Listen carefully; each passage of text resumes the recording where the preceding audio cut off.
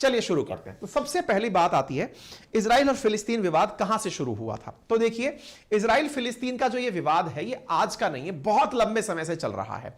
ये हम सब बहुत बार न्यूज के अंदर सुन चुके हैं। लेकिन असल में इसकी शुरुआत कहां से हुई, तो इसकी शुरुआत का वजह माना जाता है अंग्रेजों को, ब्रिटिशर्स को। ब्रिटिशर्स ने एक बेलफोर एग्रीमेंट किया था, हम बताएंगे आज के सेशन में, जो इस घटना की सबसे बड़ी वजह मानी जाती है ब्रिटिशर्स की। लेकिन वो बेलफोर तक कैसे पहुंचा था, तो उसके भी पीछे का एक वजह है। देखिए, आपको दुनिया के अंदर दो घटनाक्रम पूरी तरह से एनी टाइम दिमाग में रखने चाहिए, क्योंकि कहीं ना कहीं हर बात उसी से कनेक्ट होती है। जैसे एक 1914 से शुरू हुआ, 1914 से शुरू हुआ और 18 में समाप्त हुआ वर्ल्ड वॉर 1, और दूसरा 1938 से शुरू होकर 42, इसको 44 भी कई जगह मेंशन किया हुआ है, उस समय शुरू हुआ वर्ल्ड वॉर 2। देखिए, वर्ल्ड वॉर 1 जब हुआ था ना, तो वर्ल्ड वॉर 1 के दौरान ये पूरा की पूरा अरेबियन हिस्सा जो है, जिसमें आज आप Saudi, Iran, Syria, Lebanon, Jordan, तुर्की, इजराइल जिन्हें भी देखते हैं, ये पूरा क्षेत्र ऑटोमन एम्पायर के कब्जे में हुआ करता था, सल्तनत व्यवस्था के कंट्रोल में हुआ करता था। मुस्लिम मेजॉरिटी देश ऑटोमन एम्पायर के अधीन हुआ करते थे। यानी एक प्रकार से समझिए कि मुस्लिमों का एक एम्पायर था जिसका नाम ऑटोमन एम्पायर था। ठीक है, इस ऑटोमन एम्पायर को प्रथम विश्व युद्ध के दौरान पूर्वी यूरोप बोले तो जो ग्रीस वाली तरफ के जो लोग थे, उनसे कंपटीशन मिला था। प्रथम विश्व युद्ध के अंदर ऑटोमन एम्पायर का पतन हो गया, और उस पतन के बाद में जो जीतने वाले देश थे, जीतने वाले प्रथम विश्व युद्ध के अंदर देश कौन थे? यूके था, फ्रांस था, रूस था।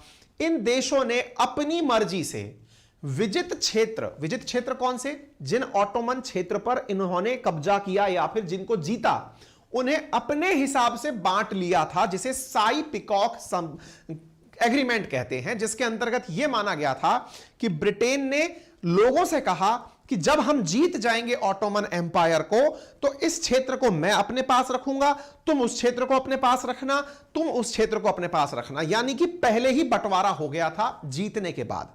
ठीक है, अब उस घटना तक कैसे पहुंचे, अब हम वहां चलते हैं। तो यह रहा ऑटोमन एम्पायर, जो कि 1990 में उठना शुरू हुआ था, 22 में पूरी तरह जिसका पतन हो गया था। टर्की जो था वो इसका मुख्य गढ़ था। आज भी टर्की उन्हीं पुरानी यादों को लेकर फबकता है। जब भी वो मुसलमानों से जुड़े मुद्दों पर लीडरशिप के लिए बाहर आता है, तो उसके पीछे की बहुत बड़ी वजह है, और वो क्या है? ऑटोमन एम्पायर की जो ग्रांड नेशनल असेंबली थी वो टर्की में ही थी। तो एक प्रकार से ऑटोमन की पुरानी यादें उसके अंदर निकल कर आती हैं। ठीक है, अच्छा, आप ऑटोमन का विस्तार इस तस्वीर से देख सकते हैं। यह भूमध्य सागर है, और आपको यह जितना भी एरिया हमने कलरफुल करके दिखाया है, लगभग इस पूरे क्षेत्र पर ऑटोमन एम्पायर का एक्सटेंशन हुआ करता था, और ऑटोमन एम्पायर काफी लंबे समय तक मतलब अपनी पहचान बनाता रहा था। अच्छा, ऑटोमन एम्पायर की कहानी हो गई, लेकिन इससे यहूदियों का क्या मानना है, यहूदियों का क्या कनेक्शन है? देखिए, दुनिया में ईसाई, मुस्लिम और यहूदी तीनों ही लोग यरूशलेम को अपने रिलीजन के पर्सपेक्टिव से काफी महत्वपूर्ण जगह मानते हैं। यहूदियों का तो मानना ही है कि उनका ओरिजिन यहां से हुआ है। मुस्लिमों का मानना है कि मक्का मदीना के बाद अल अक्सा मॉस्क जो यरूशलेम में है वो उनकी तीसरी सबसे पवित्र जगह है। ईसाइयों का भी यही मानना है कि इब्राहिम जो है उनका यरूशलेम से कनेक्शन था।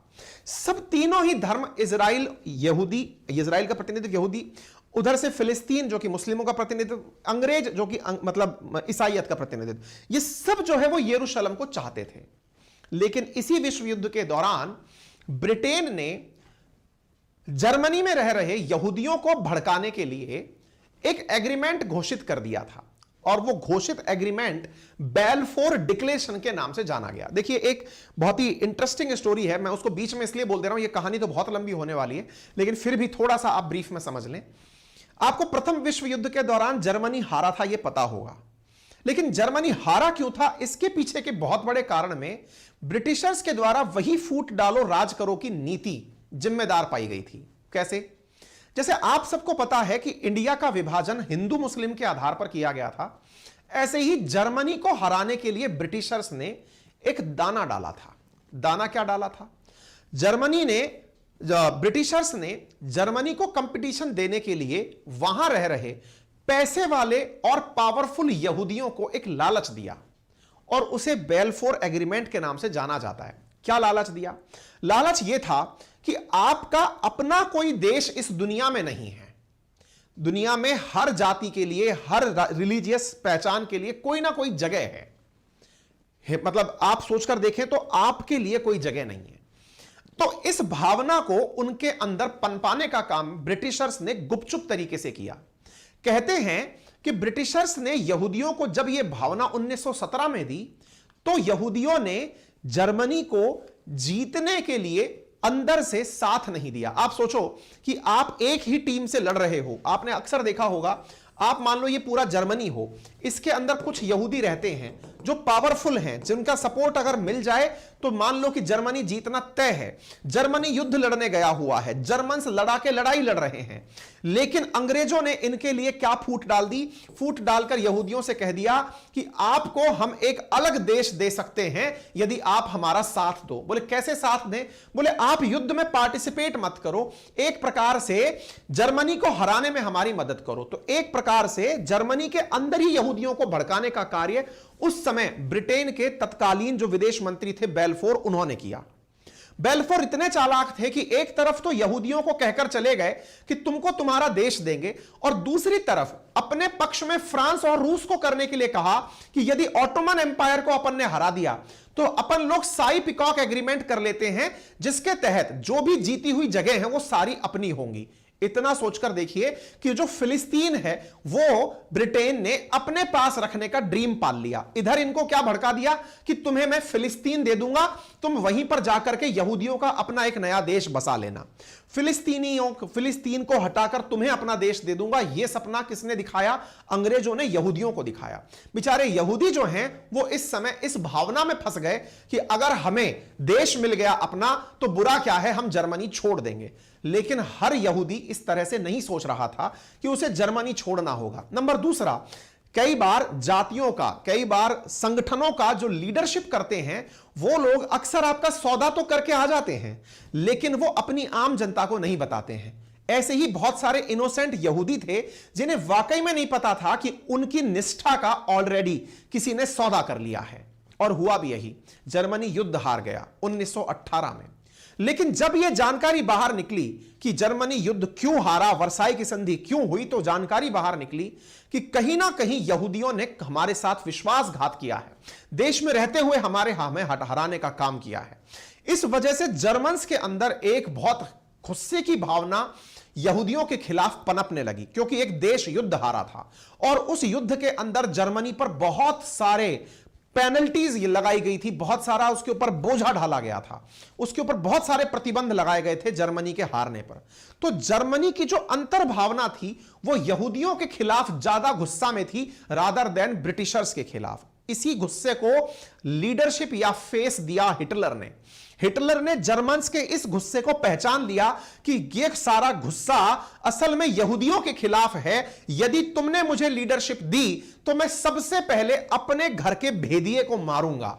और हिटलर ने इसी कारण से जब पावर में आता गया, वो पावर के साथ साथ जर्मनी के अंदर रह रहे यहूदियों को मारता गया। आपको याद होगा जो होलाकॉस्ट आप जानते हैं, जिसके तहत यह कहा जाता है कि हिटलर ने चुन चुन करके जर्मनी के लगभग 40 लाख यहूदियों को गैस चैम्बर में जलाकर मार डाला। यह घटना होलाकॉस्ट के नाम से जानी जाती है। 1945 में इसी होलाकॉस्ट को ध्यान में रखते हुए होलाकॉस्ट रिमेंबरेंस डे यूएन के द्वारा डिक्लेयर किया गया है। यहूदियों को पूरी तरह से डरा देने वाली जो घटना है उसे आप होलाकॉस्ट के नाम से जानते हैं। उम्मीद है आपको अब यह जानकारी भी समझ में आ गई होगी। तो इसका मतलब आप कॉमन सेंस लगाएं, 1917 से उस बेलफोर के द्वारा दिए गए लालच ने इस सारे के सारे व्यवस्था को बिगाड़ दिया था। एक तरफ यहूदी इंतजार में थे कि प्रथम विश्व युद्ध के जीतने के बाद यूके उन्हें फिलिस्तीन दे देगा, लेकिन ऐसा नहीं हुआ। 1918 में कुछ भी नहीं दिया गया, लेकिन इस उम्मीद में यहूदी स्वतः ही फिलिस्तीन आकर बसना शुरू हो गए कि एक दिन फिलिस्तीन हमारा होगा, क्योंकि जीतने के बाद जीती हुई जगह मिलने वाली थी। उनकी वफादारी का इनाम उन्हें मिलने वाला था।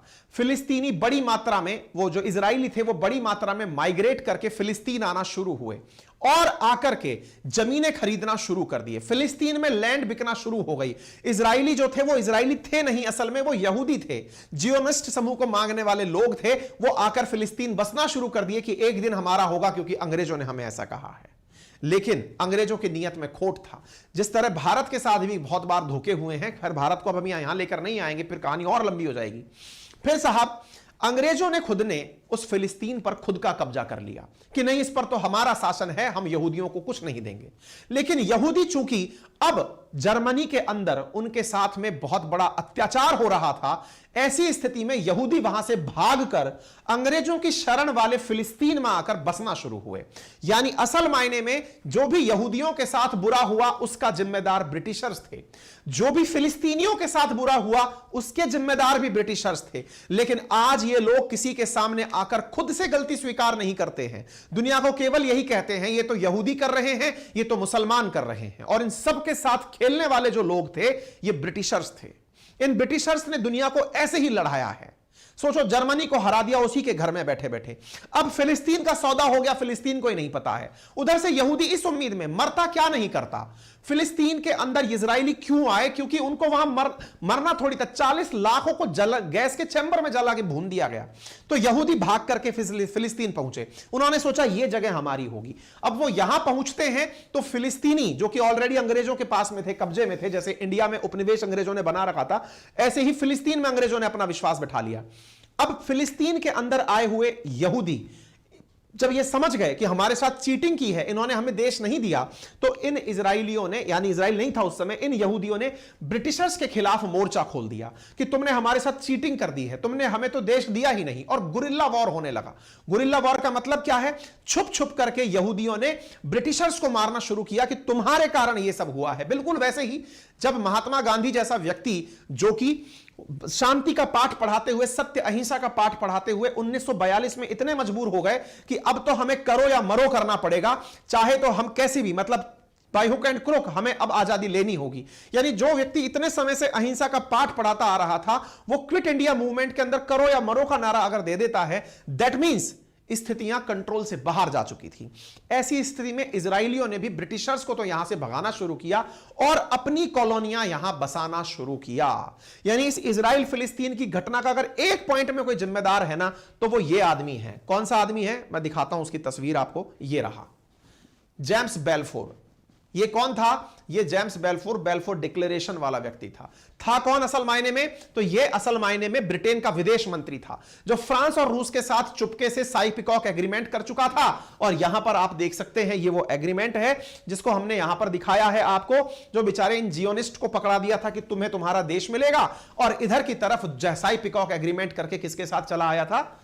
फ्रांस और रूस के साथ चलाया था। यह साई-पिकॉक एग्रीमेंट था जिसके तहत पूरी दुनिया को इस प्रकार से बांटा गया था। कैसे? आप देखो, ये जो ग्रीन एरिया आपको दिखाई दे रहा है, ये ब्रिटिशर्स ने under British, French and Russian protection इस क्षेत्र को ले लिया गया। बाकी जो रेड एरिया दिखाई दे रहा है, कुवैत वाला एरिया, वो ब्रिटिशर्स ने अपने कंट्रोल में ले लिया ऑटोमन को हराने के बाद में। यह साई-पिकॉक एग्रीमेंट था। मतलब दोहरा चाल चल गया। कौन? ब्रिटेन। ठीक है। अच्छा, उसके बाद की जो स्थितियां हैं, प्रथम विश्व युद्ध खत्म हुआ, ऑटोमन साम्राज्य की हार हुई। तस्वीरें आपको खुद बयान करती हैं कि कैसी स्थिति हुई होगी। इस स्थिति के बाद फिलिस्तीन में ब्रिटिश शासनकाल को बुरी तरह से यहूदियों ने लपेटना शुरू किया। ब्रिटिशर्स को यहां से भगाया गया। अब जब यह सारा काम चल रहा था तो यहां से बड़ी मात्रा में जर्मन से निकलकर, दुनिया भर से निकलकर यहूदी इजराइल आकर बसना शुरू हुए। लेकिन उधर सेकेंड वर्ल्ड वॉर के दौरान जर्मनी के अंदर हिटलर जो है वो यहूदियों को गिन गिन कर मार रहा था। होलाकॉस्ट हो रहा था। जर्मनी के अंदर राष्ट्रवाद की भावना भरने के लिए हिटलर कह रहा था कि हमारे प्रथम विश्व युद्ध के कारण आज हमें द्वितीय विश्व युद्ध तक जाना पड़ा है। हमारी पहले वाली हार के पीछे अगर कोई जिम्मेदार है तो हमारे ही घर के यहूदी हैं, इन्हें खत्म करना पड़ेगा। तो इन्हें खत्म करने के लिए हिटलर सबको कस्में दिलवाता था। इस प्रकार से यहूदियों को पकड़कर सरेंडर करवाता था। आप ये तस्वीर है शायद इससे आप बहुत उद्विग्न हो जाएं, जिसमें आपको ये कंकाल और उठे हुए हाथ दिखाई दे जाएंगे। गैस चैम्बर में कैसे इन्हें जलाया जाता था। यहां पर ये ढेर जो आपको राख के दिख रहे हैं, ये वो राख के ढेर हैं जहां पर यहूदियों को जलाया गया था।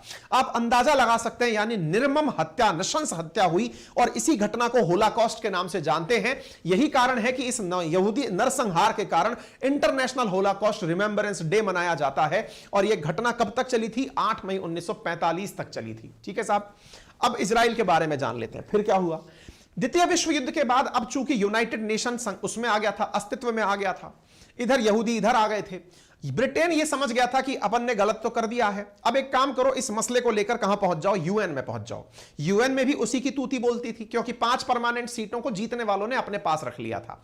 यूके युद्ध जीता था, फ्रांस युद्ध जीता था, यूएसएसआर जीता था, यूएसए जीता था, 4 तो परमानेंट मेंबर खुद बन गए, और उधर से चीन को ले लिया और एक संगठन बना लिया जिसका नाम हो गया यूनाइटेड नेशन सिक्योरिटी काउंसिल। बोले अपन फैसला करेंगे दुनिया का। कोई बात नहीं साहब। अब इधर की तरफ से चाइना को तो इन्होंने मिला ही लिया था, सब कुछ सही चल रहा था। इधर इजराइल का मुद्दा उठाकर यूनाइटेड नेशन सिक्योरिटी काउंसिल में डाल दिया कि ये जो फैसला करेगी वही मान्य होगा। अरे भाई, जो बिल्कुल साई-पिकॉट एग्रीमेंट की तरह तुमने फिर एक एग्रीमेंट और डाल दिया यूनाइटेड नेशन का। आपको याद होगा, भारत पाकिस्तान के कश्मीर मसले को भी तो इसी प्रकार से यूएन पहुंचने का रास्ता मिला था। इजराइल का मुद्दा भी साहब यूएन के अंदर पहुंच गया। इजराइल के मामले को जब यूएन में पहुंचाया गया तो यहां पर वोटिंग होती है इस आधार पर कि बताओ भाई उस फिलिस्तीन का क्या करना है। तो साहब यहां पर पोल होता है। आप पैलेस्टीनियन पोस्ट नामक अखबार देखते हैं, मतलब जो वाकई में सबके साथ सबसे बुरा जिसके साथ हुआ वो फिलिस्तीन के साथ था। उसको असल में पता ही नहीं था कि उसका सौदा हो रहा है। मतलब ये जो सबसे बड़ी चोट हुई ना, धोखा हुआ यहूदियों के साथ, लाखों लोगों की मौत हुई यहूदियों की। चोट जो सबसे बड़ी हुई, मतलब जिसको पता ही नहीं है कि उसका सौदा हो रहा है। मतलब आप सोचो, आप कहीं रहते हो, आपको पता ही नहीं, कोई आपको बेच के आ गया है। बोले इंसान बिकता है क्या? बोले देश बिक गया भाई। फिलिस्तीन को बांट दिया गया ब्रिटिशर्स ने, अपनी मर्जी से पहले बांट लिया, बाद में बांट दिया। यहूदियों को आश्वासन दे दिया बिना फिलिस्तीनियंस के उसके कंसीडरेशन के कि ठीक है कोई दिक्कत नहीं है, इनको तो वैसे ही साइड में हटा देंगे। और हुआ भी ये। पार्टीशन होता है यूनाइटेड नेशंस के अंदर, 2/3 हिस्सा उसका उठा करके, बड़ा हिस्सा 2/3 के मताधिकार के साथ होता है पार्टीशन। और ऐसी स्थिति में आप यहां पर देख सकते हैं पैलेस्टीनियन का पार्टीशन हो जाता है, और पार्टीशन के बाद में ये जो आपको हरा हरा एरिया दिख रहा है ये इजराइल को दे दिया जाता है, और ये जो पीला पीला एरिया आपको दिख रहा है ये फिलिस्तीन को दे दिया जाता है। फिलिस्तीन जो पूरे क्षेत्र पर हुआ करता था उसे पता ही नहीं चला, उसका बंटवारा हो गया। और यूनाइटेड नेशन ने क्या कहा कि जो यरूशलेम नामक जगह है जो बीच में आपको दिख रही है, देखो शायद आपको विजिबल ना हो, ये रहा यरूशलेम। बोले यरूशलेम यूनाइटेड नेशंस जो है वो खुद इसको चलाएगा। क्यों? क्योंकि असल मायने में यरूशलेम में सबके हित छुपे थे, यहूदियों के भी छिपे थे, अंग्रेजों के भी छिपे थे, मुस्लिमों के भी छिपे थे। तो बोले इसको यूएन चलाएगा। आज की तस्वीर पता है क्या है? आज इस आधे क्षेत्र को भी अब इजराइल अपने कब्जे में ले चुका है। इस क्षेत्र के ऊपर तक, यानी यरूशलेम तक अब इजराइल के कब्जे में है। कारण उसके बाद भी शांति कहां होनी थी? पहले तक तो मुद्दा यह था कि सेकंड वर्ल्ड वॉर कौन जीतेगा, वहां के बाद तो इनका बंटवारा हो गया। उसके बाद में युद्ध कराओ और पैसे कमाओ। क्यों? क्योंकि युद्ध के अंदर अपने वेपन बेचो और पैसे कमाओ। इसके बाद जैसे ही यह घोषणा शुरू होती है साहब, इजराइल एक देश बनकर 1948 के अंदर खड़ा हो जाता है। यहां पर इजराइल का झंडा आप देखते हैं, पहली बार यह देश अस्तित्व में आता है। जैसे ही यह देश अस्तित्व में आता है, तुरंत जब फिलिस्तीन को पता चलता है कि यार अपन को तो पता ही नहीं था, अपना सौदा हो गया है। अब क्या हुआ? ऐसी स्थिति में इस बात का निर्णय करने के लिए कि भाई हमको तो पता ही नहीं था हमारा क्या हो गया, इस बात का निर्णय करने के लिए अब यहां से अगला काम होता है। अगला काम क्या होता है साहब? अगला काम यह होता है, अगला काम यह होता है, एक सेकेंड होल्ड करें, इन्हें पता भी नहीं क्या हो रहा है। तो इधर की तरफ से फिलिस्तीन के साथ पूरा अरब वर्ल्ड, क्योंकि भाई ऑटोमन एम्पायर के समय के सब साथी थे, तो वो सब लोग एक साथ होकर कहते हैं इजराइल से कि अब हम तुम्हारे फिलिस्तीन से हम तुम्हारे साथ हैं। और ऐसा कहते हुए मिस्र, जिसे आप इजिप्ट के नाम से जानते हैं, जिसके अल सीसी इंडिया आए थे, सीरिया, इराक और जॉर्डन, ये सब मिलकर के फिलिस्तीन के पक्ष से युद्ध करना शुरू कर देते हैं। और इस युद्ध की आप शुरुआत देख सकते हैं, 15 मई 1948 को शुरू होती है। अब चूंकि इजराइल अपने आप को देश प्रूव करा चुका है यूएन के माध्यम से, इस समय इजराइल को समर्थन देना शुरू किया। क्यों? क्योंकि यहूदी पैसे वाले लोग हुआ करते थे। असल मायने में ब्रिटिशर्स को इस बात से कतई सिंपैथी नहीं है। अपन में से बहुत सारे लोग ये मानते हैं कि यहूदियों को अंग्रेज जो है वो प्रेफर करते हैं या फिर अमेरिका उनको पसंद करता है। असल मायने में यहूदी बिजनेसमैन होते हैं, बहुत ही मतलब बिजनेसमैन प्रकार के लोग माने जाते हैं, ये बहुत पैसे वाले लोग होते हैं। तो इन यहूदियों के पास पैसा है तो ये खरीद भी खूब बड़ी चीजें सकते हैं। ऐसी स्थिति में इन बिजनेसमैन लोगों को यहूदियों के प्रति सिंपैथी अगर पहले होती तो इनके साथ में इतना हालत थोड़ी बुरा होने देते, इतने यहूदी मारे किसी ने कोई भाव नहीं दिया। लेकिन इजराइल था तो इजराइल का बोले हम साथ देंगे, तो एक प्रकार से ये वॉर हुआ और इस वॉर के अंदर इजराइल का साथ देने के लिए एक प्रकार से इनडायरेक्टली, जैसे आज यूक्रेन के साथ में सारे लोग खड़े हैं, ऐसे उस समय इजराइल के साथ सारे लोग खड़े हो गए। सामने कोई नहीं आ रहा है, लड़ इजराइल ही रहा है, जैसे आज लड़ यूक्रेन ही रहा है। ऐसे करते हुए अरब और इनका वॉर शुरू होता है। तो देखिए ये फिलिस्तीन हुआ करता था पहले, इस फिलिस्तीन के अंदर एंट्री हो जाती है किसकी, इधर देखो ये फोर्सेस एंट्री कर गई अरब वर्ल्ड की, जो चारों तरफ से एंट्री कर रही हैं। अरब वर्ल्ड की एंट्री करती हैं, इधर से फिर बिल्कुल वैसे ही जैसे रशिया ने यूक्रेन के अंदर एंट्री की, काफी अंदर तक घुस गया। लेकिन अब इजराइल फिर से इन्हें पीछे धकेलना शुरू करता है, बिल्कुल वैसे ही जैसे अभी यूक्रेन रशिया को पीछे धकेल रहा है, ऐसे धकेलना शुरू करता है। दोनों के बीच समझौता होता है, मामला रफा दफा किया जाता है। स्थितियां कहां तक पहुंचती हैं, पहले इतना हिस्सा जो था अब फिलिस्तीन से वो भी चला गया और अब यरूशलेम तक पहुंच गया। कौन, इजराइल। समझौता हो जाता है साहब, सब लोग अपने अपने घर वापस चले जाते हैं। फिर सब लोग अपने अपने घर चले जाते हैं। फिलिस्तीनियों को बुरा लगता है, यार घर बैठे बिठाए अपना घर छोड़ दिया, शरणार्थी बन गए, बड़ी मात्रा में लोग लेबनान चले गए, सीरिया चले गए, जॉर्डन चले गए, यार अपना घर खो दिया। इस समय वाकई में दुनिया के अंदर अगर वाकई में किसी को जो सबसे ज्यादा राजनीतिक शरण की जरूरत पड़ी वो फिलिस्तीनी लोग थे, क्योंकि उनकी कोई अपनी पहचान ही नहीं बची। अब क्या होता है, 1967 का युद्ध होता है। 1967 के युद्ध में, अच्छा देखो ये दोनों ही विक्टिम हैं। यहूदी विक्टिम इसलिए हैं क्योंकि इनके साथ चीट अंग्रेजों ने किया, और फिलिस्तीनियन विक्टिम है किस बात के, कि इनका फैसला यूएन ने कर दिया कि भाई तुम्हारा फैसला हम कर रहे हैं कि तुमको अलग अलग बांट दिया जाए। कहने का अर्थ यह था कि इसका विक्टिमाइजेशन, लोग आपस में आज भी इस यहूदी और मुस्लिम जो है वो लड़ रहे हैं, लड़ाने वाले आज भी मदारी ऊपर बैठे हुए हैं, उनके ऊपर किसी का गुस्सा नहीं है। ना हमास जाकर के ब्रिटेन पर अपना गुस्सा फोड़ता कि तुमने ये क्या किया, कोई भी, सब आपस में झगड़ रहे हैं और वो बैठकर आराम से इतना दूर बैठकर आइलैंड टाइप का नेशन लेकर बैठे हुए हैं ब्रिटिशर्स। अरे बढ़िया है, दुनिया बढ़िया चल रही है, आग लाफूट डालो, राज करो, वो इतना अच्छे से काम वहां चल रहा है। ये लोग कभी भी पड़ोस में भी आग नहीं लगने देते, दुनिया के किसी कोने में आग लगा करके फिर आग तापते रहते हैं। बहुत बढ़िया, वेल डन वेल डन। आज यूक्रेन रशिया के साथ भी यही कर रहे हैं, खुद तो अपना आइलैंड लेके बैठे हुए हैं यूके वाले, अपना आराम से साइड में है, किसी से कोई कनेक्शन नहीं, कोई लैंड बॉर्डर डिस्प्यूट नहीं, चल रहा है, बढ़िया ऐश कर रहे हैं। ठीक है, चलिए तो अब 1967 में फिर से युद्ध होता है। क्यों? क्योंकि फिलिस्तीनियन जहां भी हैं उनकी भावनाएं जो हैं वो त्रस्त होती हैं, फिर उनके साथ अरब वर्ल्ड खड़ा हो जाता है। 1967 में 6 दिन का युद्ध होता है। इस बार इजराइल और पावरफुल हो गया। अब इजराइल पावरफुल हो गया तो ऐसी स्थिति में इजराइल इधर से लेकर के सिनाई पेनिनसुला मिस्र का कब्जा कर लिया, इधर पूरा वेस्ट बैंक पर कब्जा कर लिया, इधर पूरा गाजा पट्टी पर कब्जा कर लिया। यानी कि ये पूरा क्षेत्र जो है ना उस पर कब्जा किसने कर लिया? इजिप्ट ने, इजराइल ने कर लिया। बोले लो मैंने सब पकड़ लिया। यहां तक कि जो गोलन हाइट वगैरह जितनी भी जगह ना उन सब पर कब्जे हो गए। कोई बात नहीं साहब, अब ये सारे कब्जे हो गए। सारे कब्जों के बाद में फिर से समझौता होना था। 6 दिन युद्ध चला 1967 के अंदर, समझौते हुए। समझौते होकर के अब इजराइल चूंकि जीत रहा था, उसने अपनी मर्जी से समझौते किए। इजिप्ट से कहा कि मैं तेरा सिनाई पेनिनसुला वापस दे दूंगा, लेकिन कंडीशन यह है कि मुझे स्वीकार कर कि मैं एक देश हूं। बोले चल स्वीकार कर लिया कि तू एक देश है। ऐसे ही अपने पड़ोसी जॉर्डन को पकड़ लिया कि तू स्वीकार कर, सबसे स्वीकार करा लिया कि मुझे स्वीकार करो कि मैं एक देश हूं।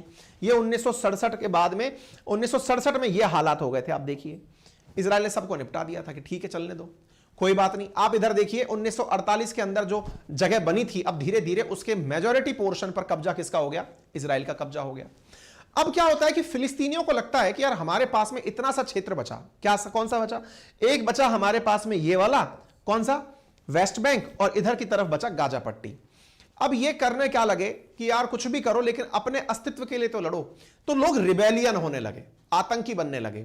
आतंकी बनने लगे तो इन्होंने इजराइल पर गुरिल्ला वॉर नीति अपनाई कि इनके ऊपर हमले करो, कैसे ना कैसे करके हमले करो। और इसी हमले को करने के लिए फिलिस्तीनियंस ने एक संगठन बनाया जिसका नाम था PLO, फिलिस्तीन लिबरेशन ऑर्गेनाइजेशन। ये रहा फिलिस्तीन लिबरेशन ऑर्गेनाइजेशन। यासर अराफात इसके नेता हुआ करते थे। इन्होंने इतना इजराइल के नाक में दम कर दिया कि इजराइल को इनके साथ ओस्लो समझौता करना पड़ा।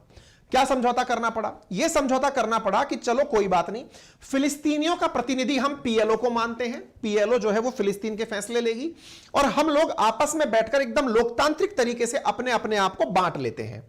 इस घटना को करने के लिए इजराइल की तरफ से स्टॉक रॉबिन और फिलिस्तीन की तरफ से यासर अराफात शामिल हुए। दोनों ने कहा कि हम अपना अपना जो क्षेत्र है उसी पर रहेंगे, सह अस्तित्व की भावना के साथ निवास करेंगे। यह घटना इतनी बड़ी घटना थी कि इसकी वजह से इन दोनों लोगों को नोबेल पुरस्कार दिया गया, नोबेल शांति पुरस्कार। किसको? यासर अराफात को और स्टॉक रॉबिन को। किस बात के लिए? कि तुम दोनों ने शांति स्थापित करने का निर्णय ले लिया।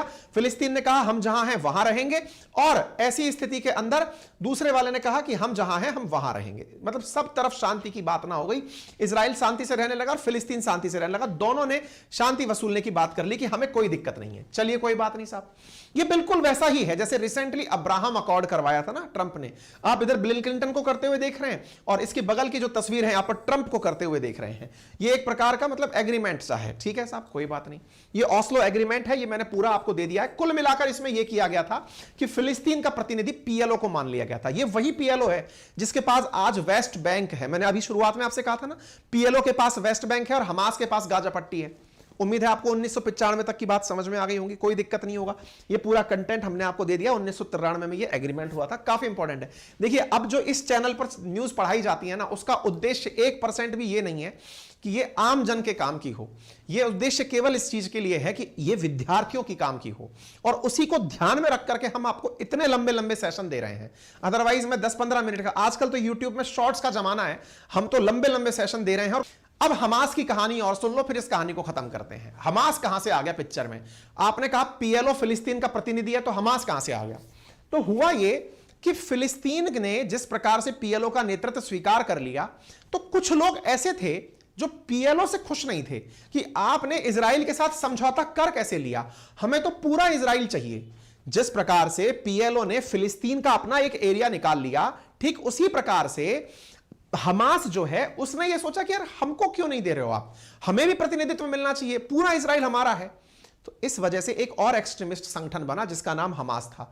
लेकिन देखो, जब भी कहीं लड़ाई होती है ना, आप और हम अगर लड़ाई लड़ लें तो तीसरा व्यक्ति बैठकर मदारी बन जाता है। वो करता है कि इसको थोड़ा सा इंसेंटिव दो, ये लड़ेगा, मजा आएगा।